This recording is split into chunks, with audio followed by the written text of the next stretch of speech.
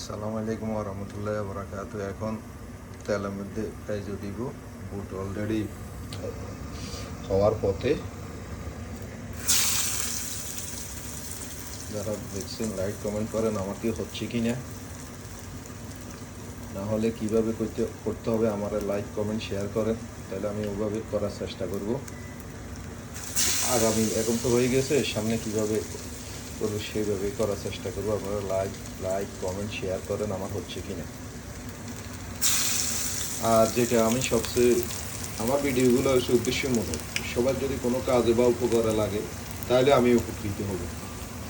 এই যে যারা তেলের মধ্যে পানি পড়ে এবং ডুবন্ত তেলে কিছু করেন না, তেলগুলো অনেক ছিটকে, যাদের হাইট কম এরা কিন্তু সাবধানতা অবলম্বন করবেন, তা না হলে চোখ আপনার যে কোনো সময় চোখ নষ্ট হয়ে যেতে পারে। তা আশা করি আল্লাহ সবাইকে ভালো রাখুক এবং হেফাজত রাখুক।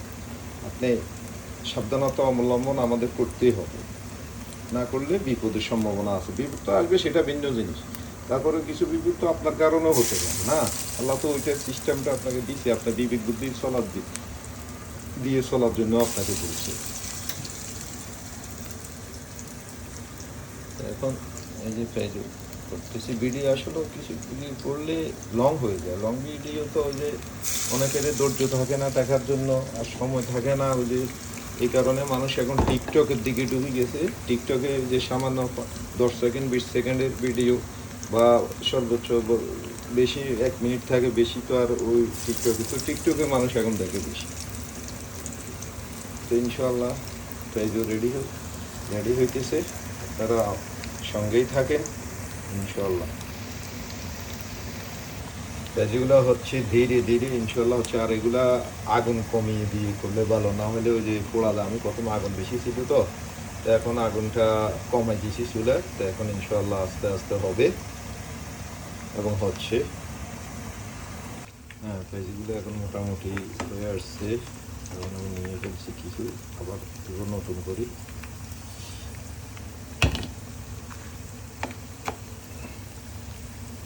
বুটো হয়ে আসছে, বুটো হওয়ার পথে। আমরা প্রবাসী যারা আছি, আমার মনে হয় যে ম্যাক্সিমাম লোকে সব কিছুই পারে। আপনারা তো মনে করেন দেশে থাকি যে আমরা শুধু টাকা বোধ হয় গাছে ধরে, গাছ থেকে আমরা টাকা ফাড়ি, আমাদের কি আর কোনো কাজকর্ম আছে?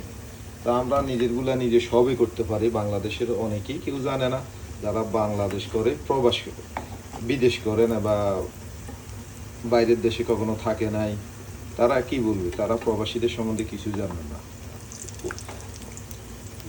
যে প্রবাসী তার ফ্যামিলিও জানে না, কারণ সে যে কতটা কষ্ট করতে হয় এবং কাজে যাইতে হয়, নিজে জিনিস সব নিজে করতে হয়, টাইমলি খাইতে হয়, টাইমলি রান্না করতে হয়।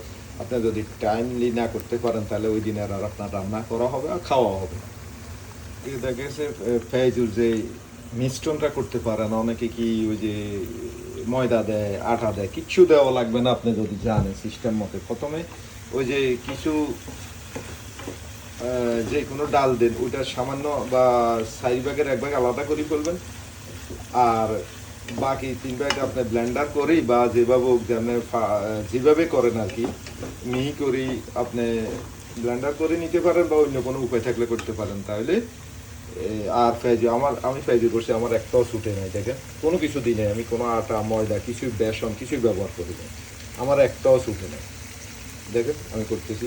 তো এগুলো আসলে আপনার যদি আপনি জানেন ফর্মুলা অনুযায়ী করতে পারেন, তাহলে আপনার একটাও ছুটবে না। দেখেন, আর ওইগুলো আরেক ভাই আমার এখানে করছে। তো তো এই যা আগেরটায় কিছু ছিল, তো এটা আমি আর উঠাই নাই। তো এই আর কি, আসলে ভিডিও করতে যাইলে কি হয়, ভিডিওগুলো লম্বা হয়ে যায়।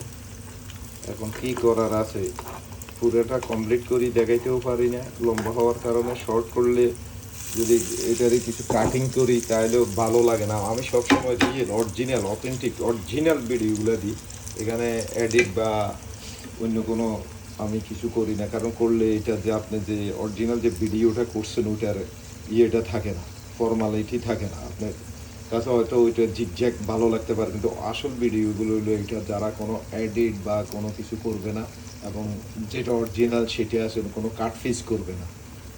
ইনশাল্লাহ ভিডিওটা এখানে রাখতে হচ্ছে, কারণ ভিডিওটা অলরেডি 5 মিনিট হয়ে গেছে। তো আল্লাহ সবাইকে ভালো রাখবে, সুস্থতা কামনা করি। আজকের মতো বিদায় নিচ্ছি। আমি জিল্লুর রাশিদ ফ্রম জাপান।